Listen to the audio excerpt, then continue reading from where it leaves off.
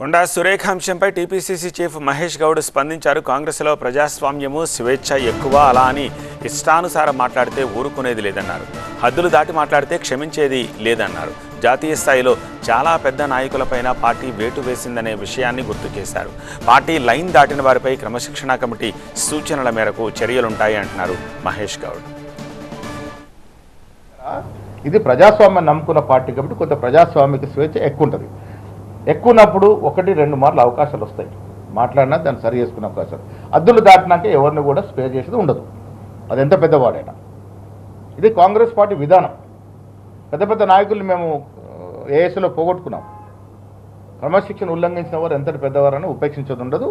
ఇది కాంగ్రెస్ పార్టీ విధానం. ముఖ్యమంత్రి గారి గురించి, పార్టీ గురించి అడ్డగోలుగా మాట్లాడతానంటే నడవదు.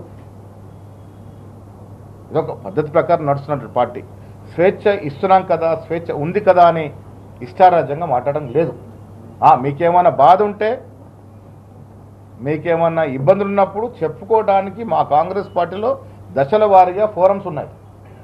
మీకు ఇబ్బంది ఉంటే పీసీ అధ్యక్షుడు చెప్పుకోవచ్చు. ఇంకా సాటిస్ఫాక్షన్ కాకుంటే ఇన్ఛార్జ్ ఏఐసిసి మీనాక్షి నటరాజన్ గారు నిజాయితీ పర్రాలు, నిక్కచ్చిగా ఉండేటువంటి వ్యక్తిత్వం ఉన్నటువంటి నాయకురాలు కాబట్టి అక్కడ పోయి చెప్పుకోవచ్చు.